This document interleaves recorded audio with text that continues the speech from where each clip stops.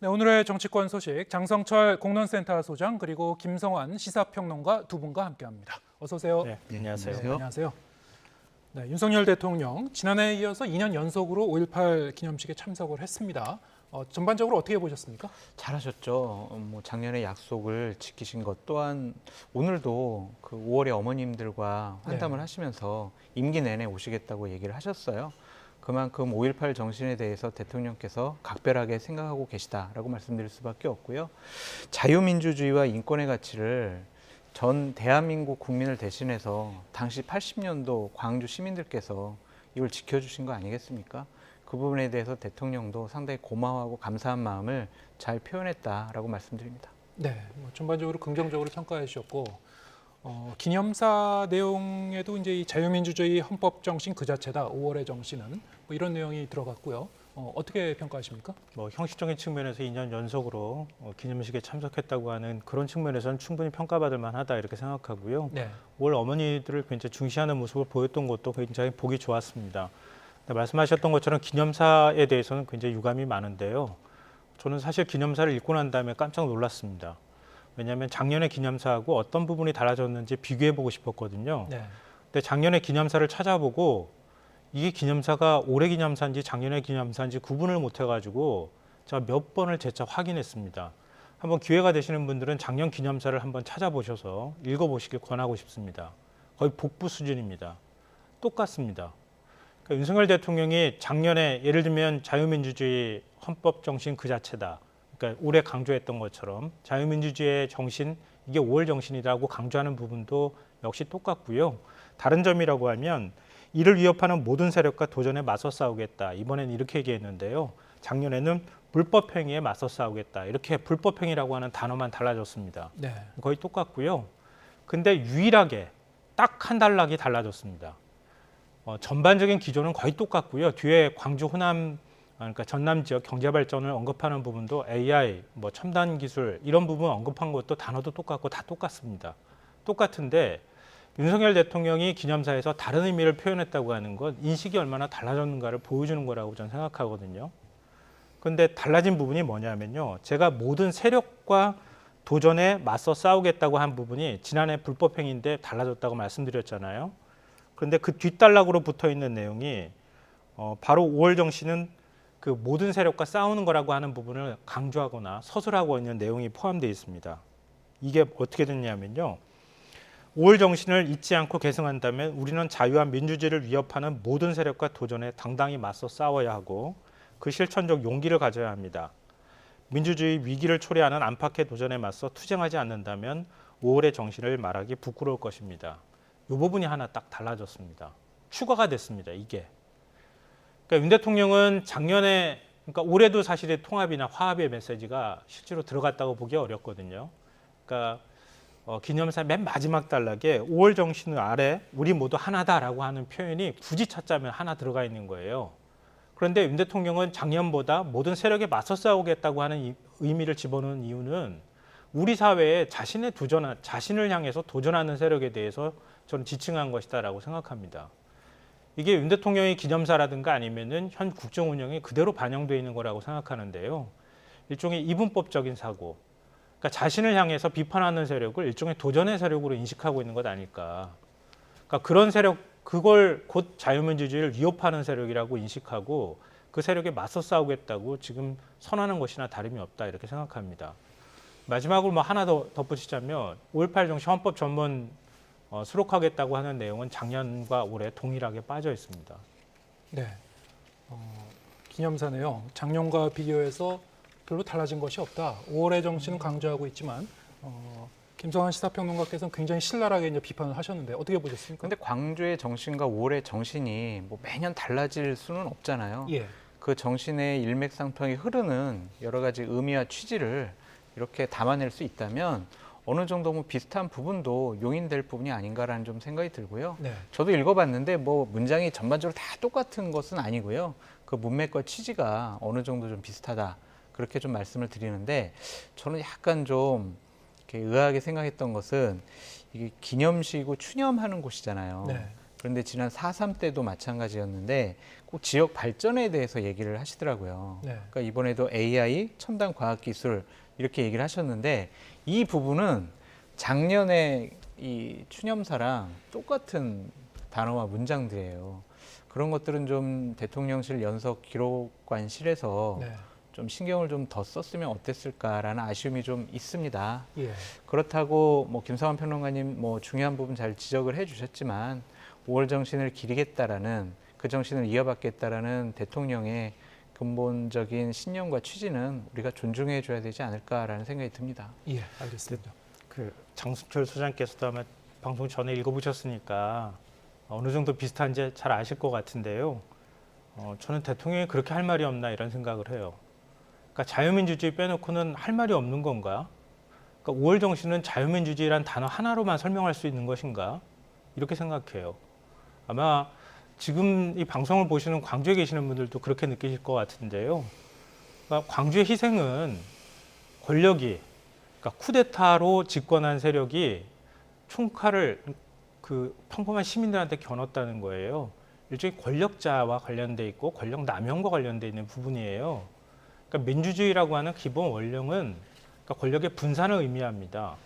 근데 윤석열 정부는 거꾸로 가고 있잖아요. 솔직히 검사 정부라고 얘기하고 법의 잣대 형평성 잃었다고 얘기를 하고 있고 정의가 뭐냐, 공정함이 뭐냐라고 묻고 있잖아요. 그리고 법을 정말 권력 남용하지 않고 있느냐, 표현의 자유 보장하고 있느냐 이런 부분에 대해서도 비판적인 인식 갖고 있는 분들이 많잖아요. 그리고 시민들의 그 목소리라고 하는 것은 결국은 우리 사회의 시민단체의 목소리이기도 하고요. 노조의 목소리이기도 하고 그래요. 근데 지금 노조를 건폭이라고 얘기하고 일종의 소탕해야 될 세력으로 취급하고 있잖아요. 시민단체가 뭘 얘기하면 법무부 장관이 나서서 시민단체를 막 공격하잖아요. 우리 사회의 약자, 진정한 약자가 누군지는 모르겠지만 양극화를 위해서 노력하고 있습니까? 그러니까 그런 부분들 얼마든지 얘기할 수 있잖아요. 근데 그런 의지를 다질 수도 있잖아요. 하지는 못한다 하더라도. 근데 자유민주주의 말고는 할 게 없고요. 불법행위 소탕하는 거 얘기 말고는 자신에게 아니 자유민주주의에 도전하는 세력하고 맞서 싸우겠다는 얘기밖에 할 게 없습니까? 원고지 칠매밖에 할 게 없습니까? 할 얘기가? 그래서 대단히 실망스럽다고 제가 말씀드리는 겁니다. 네. 기념사에 대해서 상당히 좀 실망스럽다라는 그런 말씀을 계속 하고 계시고, 그러면 이제 좀 더 통합의 메시지를 그 추가로 넣었어야 된다는 그런 취지이시죠? 너무 당연한 예. 거라고 생각해요. 지금도 북한군 개입설을 얘기하는 사람이 진실화해를 위한 과거사 정리위원장을 맡고 있기도 하잖아요. 아직도 호남에 대해서 차별적 인식을 갖고 있잖아요. 네. 5.18 광주 민주화운동에 대해서 진실규명이 다 되지 않았다고 얘기하고 있잖아요. 새로운 사실이 계속 드러나고 있잖아요. 그리고 호남 사람들을 차별하는 인식도 아직 여전하잖아요. 가짜뉴스도 많고요. 그러니까 그런 거 바로잡으려고 노력해야 되는 거 아닙니까? 최소한 그런 것들에 대한 대통령의 의지를 밝힐 수 있는 그런 자리였음에도 불구하고 하지 않았다는 것에 대해서 더 실망스럽다는 말씀입니다. 예, 알겠습니다. 이 대통령과 그리고 여야 정치인들이 이렇게 대거 네. 기념식에 2년 연속으로 이제 참석하는 것 자체는 상당히 이제 바람직한 일이긴 합니다만 지금 내용적인 측면에서 봤을 때는 이제 실망할 만한 그런 부분들이 여전히 있다. 특히 지금 김상환 평론가께서 이제 그 말을 꺼내셨으니까 네. 그러면은 여야가 이렇게 이 5월 정신을 강조하고 있지만 정부도 여기에 대해서 계속 얘기를 하고 있지만 뭐 인사 문제라든가 아니면 뭐 정책적인 차원에서는 여전히 좀 그 보완해야 될 점이 많다. 이런 뭐 지적은 있어 왔거든요. 어떻게 보시죠? 많이 있죠. 예. 왜냐하면 대통령께서 자유민주주의를 강조해 오셨지만 또 여러 번 기념식이나 다른 연설하실 때 강조를 해왔지만 과연 대통령께서 자유민주주의의 신념과 인식에 맞는 행동을 하셨는가라는 것에 대한 비판적인 일들이 있었잖아요. 그러니까 네. 예를 들면은 가깝게는 지난번 국민의힘 전당대회 때 경선 룰을 바꾸라는 부분, 예. 또한 후보자들에 대해서 대통령실이 개입해서 정리했던 부분, 이것은 자유민주주의, 정당의 자율성을 인정해주지 않은 것이다라고 볼 수밖에 없고요. 예. 지금 국민의힘 쪽에서는 언론에 대해서 어떤 뭐 패널들의 성향이라든지 아니면 언론 방송의 시사 방송의 편집권을 조금 간섭하려는 듯한 모습들을 보이고 있지 않습니까? 예. 그런 것들은 자유민주주의, 언론의 자유와는 좀 다른 차원의 대응을 하는 것으로 좀 보여지거든요. 대통령께서 오늘 다시 한번 5.18 기념사에서 저런 자유민주주의에 대해서 강조를 하셨기 때문에 앞으로 과거와 같은 잘못된 일들이 벌어지지 않기를 다시 한번 좀 기대해 봅니다. 예. 오늘 그 여야 이 지도부 그리고 정치인들이 대거 광주로 향했었던 광주에 이제 총 집결했었던 그 배경에는 네. 여러 가지 지금 그 정치권이 좀 혼란스러운 부분들이 있긴 있는데 이 국민의힘 입장에서는 그 과거에 추진해오던 이른바 이제 서진 정책 네. 그런 걸 좀 염두에 둔 측면도 있는 것 같고요. 민주당 입장에서는 아무래도 호남이 이 지지 기반인데 네. 지지층을 좀 결집하는 그런 의미도 있을 것 같은데 그렇죠. 여러 가지 좀 생각이 많이 있을 것 같아요. 어떻게 보셨습니까? 민주당은 1박 2일로 갔죠. 어제 네. 전야제부터 참석을 했습니다. 그래서 호남 민심, 광주 민심을 잡기 위해서 더 많은 노력을 하는 모습을 보였고 국민의힘 같은 경우도 오늘 새벽 5시 40분 기차인가요? 타고 내려가서 현장 최고위원 열고 또한 많은 의원들이 같이 기념식에 참석을 했습니다. 전직이라고 해야 될까요? 김재원 최고위원이 망발을 했잖아요. 그런 것들에 대한 사죄, 죄송스러움을 좀 본인들의 행동과 말로 표현하고 싶었던 진정성 있는 모습을 보여주고 싶어 했다라고 볼 수밖에 없고요. 좀 안타까운 것은 형식적인 저런 행사, 네. 기념식 이런 거 참여하는 것뿐만이 아니라 어제 이제 5월에 어머님들이 주먹밥 만드는 행사 같은 거 했잖아요. 예. 그럴 때 좀 국민의힘 지도부나 의원들이 같이 가서 주먹밥도 만들어 보면서 그분들과 조금 더 소통하고 친근감을 높일 수 있는 그러한 시민단체들의 자발적인 행사에 좀 참석을 했으면 얼마나 더 보기가 좋았을까 좀 그렇게 생각이 듭니다. 네. 그래서 이러한 진정스러운 모습이 단순히 내년 총선에서 표를 더 얻기 위한 정치권의 하나의 선거 전략 차원으로 이러한 일들이 벌어지지 않았으면 좋겠고요. 끊임없이 그분들의 상처를 치료해주고 위로해주는 그런 진정성 있는 정치인들의 모습을 보여줬으면 좋겠다라고 말씀드립니다. 예. 뭐 기념일만 이렇게 대거 찾아가서 어떤 이 총선을 네. 겨냥한 그런 그 표심을 염두에 둔 행동이라면 유권자들이 이제 단번에 알아차리지 않겠습니까? 어떻게 보시고 계신지요? 아까 윤 대통령 그 형식적인 측면에 있어서 행보에 대한 평가를 해드렸잖아요. 예. 뭐 양당에 대한 그런 평가, 뭐 똑같은 측면에서 평가 가능하다 이렇게 생각하는데요. 근데 내용적인 측면에서는 양당 모두에게 저는 유감이 있습니다. 왜냐하면 국민의힘은 만약에 그렇게 호남 여론이 중요하다고 하면 지금 현재 인사 편중이 어떻게 되어 있는지부터 한번 돌아봤으면 좋겠습니다. 자신들이 권력 다 갖고 있고 특정한 지역을 중심으로 해서 권력을 유지하고 있는 상황에서 호남에 가서 광주 민주화운동 기념식 한번 참석한다고 이게 서진 전략이 되겠습니까? 진정성 없다고 생각하고요.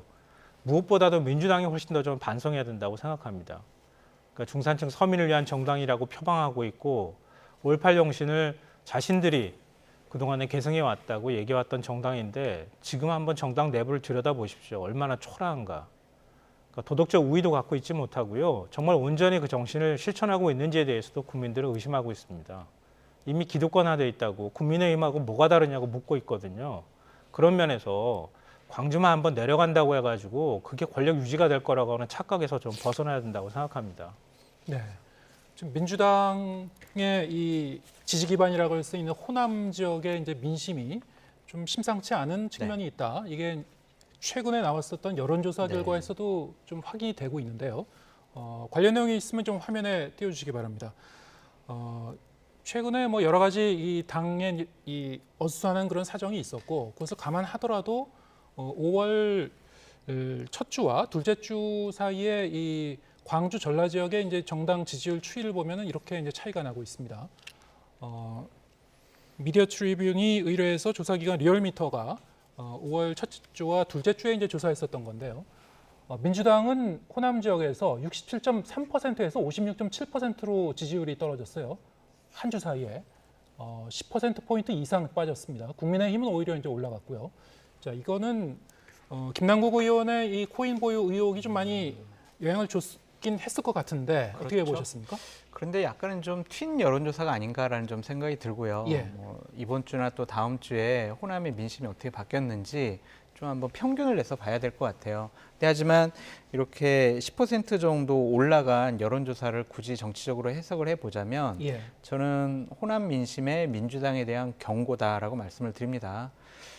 당신들이 민주당이 우리를 너무 만만하게 보는 거 아니냐. 우리는 무조건 맹목적으로 당신들을 지지하는 그러한 사람들이 아니다. 똑바로 해라.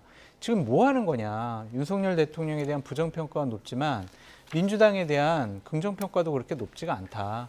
더 잘해야 한다. 더욱더 혁신하고 개혁하고 국민을 위한 정치를 해야 한다라는 회초리를 지금 호남 민심이 보여준 것이다라고 볼 수밖에 없고요. 저런 점에 대해서 민주당이 좀 위기감을 갖고 네. 여러 가지 노력을 하지 않으면은 2016년에 민주당이 대참패를 하지 않았습니까? 당시 안철수의 국민의당이 호남의 거의 전 지역을 석권하는 그런 성과를 냈어요. 그런 민심의 무서움을 이번 민주당 지도부가 분명히 깨달아야 한다라고 말씀드립니다. 네. 민주당이 이제 반성해야 되는 그런 상황이라고 말씀하셨는데 저 여론조사 결과, 뭐 다른 여론조사 결과 또 이번 주에 나오는 거 같이 좀 봐야 되겠습니다만 어떻게 보셨습니까? 네, 동의합니다. 말씀하신 거에 대해서. 그리고 거기 하나 덧붙이자면 이재명 대표에 대한 경고의 메시지도 같이 들어가 있다 이렇게 생각하는데요. 그러니까 흔히들 이제 뭐 여론조사 기관들도 인정하는 거지만 깜깜한 방 안에서 검은색 고양이 만지는 거랑 비슷하다 여론조사가 이렇게도 표현하기도 하는데요. 네. 그러니까 가장 비근한 예로 이런 겁니다. 지난 대선 때 윤석열 대통령 지지하고 뽑았던 분들 상당수가 떨어져 나가고 있잖아요. 당장 득표한 득표수하고 나오는 지지율하고 차이 보면 알 수 있지 않습니까? 근데 여론은 그런 거거든요. 왜냐하면 윤석열 정부의 부동산 정책에 실망하거나 윤석열 정부한테 문재인 정부에게 회초리를 들고 싶었던 분들이 꽤 많았던 거예요. 다른 여러 가지 것들을 평가할 수 있었음에도 불구하고 화가 나 있을 때는 그것에 대해서 평가하는 겁니다. 그러니까 심판하는 거죠. 그러니까 역시 마찬가지일 거라고 저는 생각해요. 호남에서 민주당한테 실망하면 저는 얼마든지 국민의힘한테 갈 수 있다고 생각해요. 민주당을 회초리를 줘야 된다고 생각하니까요. 국민의힘이 비록 부족하거나 아니면 국민의힘에서 동의할 수 없는 부분들이 많다 하더라도 회초리 들고 싶을 때는 때리는 사람을 더 원하거든요. 지금 민주당은 착각하면 안 된다고 저는 생각해요. 호남 여론 앞으로 더 바뀔 수 있다고 저는 봐요. 네. 앞으로 국민의힘이 어떻게 하느냐, 민주당이 어떻게 하느냐에 따라서 호남 여론의 변동 가능성이 훨씬 더 커질 수 있다. 그럼 민주당은 인식해야 한다고 생각하고요. 예. 뭐 앞서 말씀드렸던 것처럼 국민의힘이나 윤석열 대통령은 그렇게 하나의 가치로만 해서 무조건 여론을 얻겠다고 생각해서도 또한 안 된다. 그러니까 모두를 향한 다 경고의 메시지에 해당이 된다. 특히 민주당을 향한 경고라는 생각합니다. 예. 자, 근데 이런 상황에서 이른바 이제 원포인트 개헌 그 제안이 나온 게 있었습니다. 이재명 대표가 5.18 민주화 운동을 헌법 전문에 수록하기 위해서 이제 개헌을 하자. 이것만 따로 떼어서 이제 개헌을 하자 제안을 했는데 국민의힘은 여기 대해서 뭐 의구심이 좀 든다. 불쑥 나온 제안이다. 이렇게 이제 얘기를 했고 대통령실은 좀 더 강하게 비난을 했습니다. 국면 전환형 꼼수다라고까지 그런 얘기가 나왔는데 어떻게 보시는지요? 이게 지금 가뜩이나 여야 협치가 잘 이루어지지 않고 있는 상황이어서요. 여야 모두 사실 헌법 전문에 수록하는 것 자체는 뭐 반대하지는 않는 것 같은데, 예, 원포인트 개헌이 가능할까요? 해야 될 것 같아요. 했으면 좋겠고 예. 왜냐하면 대통령께서 지속적으로 강조해왔던 부분이고 국민의힘의 강령에 5.18 정신이 들어가 있거든요. 그러니까 이거를 또 반대하는 국민도 그렇게 많지 않을 것 같아요. 이재명 당대표가 저런 제의를 했기 때문에 대통령실이나 국민의힘에서는 아니 비리 정치인들이 국면 전환용 하기 위한 꼼수다라고 이렇게 치부할 것이 아니라 좀 예. 진지하게 논의를 해봤으면 좋겠습니다. 예. 뭐 블랙홀이라는 표현까지 썼던데 그런 것보다는 광주 정신은 민주화 운동이잖아요. 그거를 헌법 전문에 넣는 것을 반대하거나 다른 의미로 부여해서 못하게 하는 것은 좀 옳지 못하다라는 좀 생각이 들고요. 예. 저는 국민의힘에서 더 적극적으로 나서서 이 부분을 야당을 설득해서라든지 빨리 처리했으면 좋겠어요. 왜냐하면 자꾸 광주에 가서 무릎 꿇고 사죄하고 광주 항쟁의 의미를 뭐 계승하겠다라고 하더라도 계속 망발이 나오잖아요. 망언도 나오고. 그런 것들을 한꺼번에 덮을 수 있는 그런 명분을 가지고 올 수 있는 것은 우리 보수 정권에서 보수당이 먼저 나서서 5.18 정신을 헌법에다 담겠습니다. 라고 약속을 하고 그걸 실질적으로 진행시키면은요. 광주 시민들의 방광과 증오는 눈 녹듯이 사라질 거예요. 그리고 국민의힘도 앞으로 계속 광주 정신에 대해서 할 말 있는 명분 있는 그런 얘기를 지속적으로 할 수 있는 그런 모멘텀, 계기가 될 거라고 생각이 들거든요. 이것을 그냥 이재명 당대표 미워, 저 사람이 제안하는 거는 무조건 논의 안 할래, 이런 식의 접근보다는 김기현 당대표가 얘기하셨던 것처럼 실천적 방안을 찾아 나가겠다. 이것은 여야끼리 좀 대화를 해보겠다는 얘기잖아요. 예. 그러면은 내년 총선 때 이 헌법 전문 이것만 원포인트 개헌이라도 하면 국민의 세금도 아낄 수 있습니다. 저 국민투표하는데 3천억 이상 든대요. 그럼 내년 총선 때 같이 하면 여러 가지 세금도 절약할 수 있으니까 좀 더 적극적으로 나서라. 그렇게 좀 주문하고 싶습니다. 예, 국민의힘 입장에서도 좀 더 전향적으로 적극적으로 나설 그 필요성이 있다. 근데 대통령실에서 너무 좀 강하게 이 선을 그어버린 것 같아서요. 어떻게 보셨습니까? 저렇게 소중한 보수 패널을 자꾸 국민의힘이나 대통령실에서 불편하다는 얘기를 하는 게 좀 이상하다는 생각을 하는데요. 예. 하기 싫은 거를 여러 가지 얘기로 돌려서 얘기하고 있다고 저는 생각해요. 아니 하지 못하는 것 같다는 생각도 해요. 의심도 합니다. 그러니까 강령을 가지고 자꾸 면피를 하려고 하는 것 같은데요. 정말 할 의지가 있다고 하면 야당 대표, 아니 지난 대선 때 다 공약했던 거잖아요. 대통령은 그런 의지 여전히 갖고 있다. 야당과 그 부분에 대해서 같이 의견이 맞는다고 하면 뭐 원포인트 개헌이든 뭐든 할 용의가 있다. 이렇게 나오는 게 일반적으로 대통령실이나 아니면 이전 정부나 이런 데서도 다 정치적으로 그렇게 얘기하지 않습니까? 근데 대통령실 관계자라는 사람이 또 고위 관계자로 보이는데요. 아주 단칼에 끊었어요. 비리에 얼룩진 정치인의 국면 전환용 꼼수다. 이렇게 표현했어요. 그러니까 이유를 찾는 것 같아요. 제가 볼 때는. 안 하려고 하는 이유를 찾는 것 같고요. 지금 대통령실이나 아니면 국민의힘에서는요. 끊임없이 앞을 봐야 되는데 뒤를 돌아보는 것 같아요. 제가 볼 때는.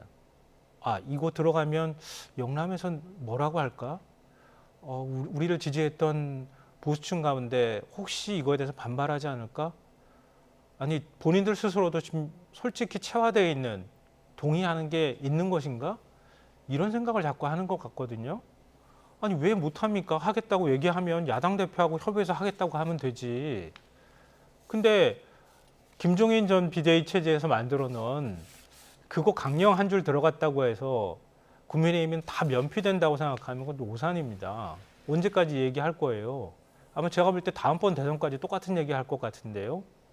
그럼 진즉에 문재인 정부 때 그때 대통령 발의해서 개헌하자고 얘기했을 때 했으면 됐잖아요. 근데 그때 안 했잖아요. 그래놓고 마치 뜬금없이 원포인트 개헌 얘기 꺼낸 것처럼 이렇게 반응하는 것 도저히 이해가 안 됩니다. 저는. 네, 알겠습니다.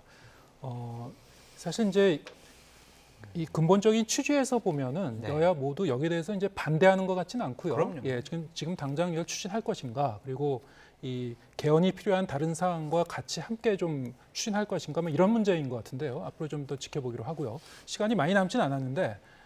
민주당이 어제 김남국 의원을 국회 윤리특위에 제소를 했고 이제 이 징계를 위한 그 절차가 진행이 되겠죠. 네. 여야 간의 그 절차 문제를 놓고 좀 의견 차이가 있었습니다만 어쨌든 이제 진행은 될 것 같은데 일단 그 징계 수위에 대해서 좀 전망을 해보겠습니다. 징계 수위가 어떻게 나오든 간에 이런저런 얘기가 나올 수 있을 소지는 있는데 어떻게 전망하시는지요?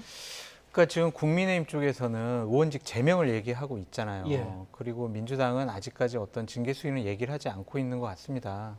근데 국민적인 분노가 상당히 심한 상황에서 경징계를 한다면, 예를 들면 경고라든지 아니면 뭐 본회의 출석 정지, 뭐 며칠 이런 정도 수준 나오면 국민들이 아마 납득을 하지 못할 거예요. 그래서 윤리위에서 참 고민이 심할 것 같고, 또한 거기서 내놓은 것에 대해서 본회의에서 투표를 하게 될 때 민주당 의원들이 상당히 갈등을 많이 할 것 같습니다. 근데 의원직 제명이라는 것은 상당히 큰 일이거든요. 예. 국민의 선택을 뺏어버리는 거잖아요, 의원들이. 그러니까 그것을 과연 의원들이 할까? 지난 2011년도인가요? 10년도인가? 강용석 의원이 예. 좀 이런 부적절한 말들을 해서 제명이 결정이 돼서 본회의에 올라갔는데 그건 이제 부결이 됐어요. 그만큼 의원들이 의원직 제명에 대해서는 상당히 좀 부담을 많이 느끼는 것 같습니다. 근데 하지만 국민들께서 분노하기 때문에 그 눈높이에 맞는, 상식에 맞는 조치가 취해져야 한다라고 요구하고 싶습니다. 네, 지금 말씀하신 국민 눈높이에 맞는 그 징계 수위라는 거는 제명을 이제 말씀하시는 것 같은데 네. 제명까지 가려면은 결국 민주당이 여기 합의를 해야 되는 그 사안이어야 되거든요. 상당히 기준이 좀 엄격하게 돼 있기 때문에 제적의원의 3분의 2가 여기에 찬성표를 던져야 되는데 현실적으로 보면 지금 민주당이 여기에 대해서 명확한 입장을 내놓지 않고 있고 절차 문제를 놓고도 지금 여야 간에 저렇게 실랑이를 벌이는 판인데 어떻게 될 걸로 보시는지요? 그러니까 민주당이 당내에서 처리하기 어려우니까 국회 윤리특위로 공 던지듯이 던져놓으면은 뭐 면피할 수 있을 것이다 이렇게 생각한다면 큰 오산이다 이렇게 생각하고요. 기왕 끝이 보이는 거잖아요. 네. 김남국 의원에 대한 여론 매우 안 좋은 것도 사실이고요. 예. 대충 봉합한다고 해서 이 여론 그냥 가라앉을 것 같지도 않아요. 그러면 결과가 제명으로 가는 과정이라고 하면 민주당이 그렇게 미정의적될 이유가 뭐가 있습니까? 기왕 그렇게 간다고 하면 민주당이 먼저 선제적으로 처리해야 되는 거 아닙니까? 근데 지금까지 그렇게 못했잖아요. 그러니까 그런 모습 제대로 보여주지 못했기 때문에 지금 아까 호남 여론도 그렇고 지금 청년층 여론이 흔들리고 있는 것도 사실 아닙니까? 네. 대체 정치인이 선거를 위해서는 뭐 죽는 신용도 한다는 얘기도 하는데 민주당은 도대체 무슨 생각하는지 잘 모르겠고요. 국회 윤리특위에서 여러 절차를 거치고 충분한 수기를 거쳐야 되는 거는 뭐 부인하기 어렵다고 생각합니다. 근데 그렇다 하더라도 민주당이 주도하는 모습을 더 이상 보여서는 안 된다 이렇게 생각하고요. 그리고 국민들 마음속에 무엇보다도 김남국 의원 같은 그런 행태를 보이는 것에 대해서는 더 이상 국회의원 자격이 없다고 결론 내려졌다고 저는 생각해요. 그것에 대해서 법률 따지고 국회의원들의 뭐 나도 그런 처지가 될 것이다라고 하는 거 따지고 무슨 따지고 나중에 가다 보면 결국은 그게 다 민주당의 부담으로 저는 돌아올 거라고 생각합니다. 예. 민주당의 태도가 매우 중요한 시점이라고 저는 봅니다. 예. 이번 건 말고도 이 윤리특위에 계류 중인 게 38건이라고 하고요. 네. 가뜩이나 이 식물기구 아니냐 뭐 네. 이런 얘기가 나올 정도로 윤리특위가 제 기능을 이제 못하고 있다는 얘기가 많았는데 말씀하신 대로 지금 상황을 보면은 이제 경징계가 나올 가능성도 지금 있는 것이고 만약에 그게 가시화될 경우에는 이게 민주당은 물론이고 정치권 전체에 어떤 불신이 좀 가중되는 그런 역풍이 불지 않을까 좀 그런 생각도 좀 해봅니다. 함께 좀 지켜보도록 하겠습니다. 장성철 공론센터 소장 그리고 김성환 시사평론가 두 분과 함께했습니다. 고맙습니다.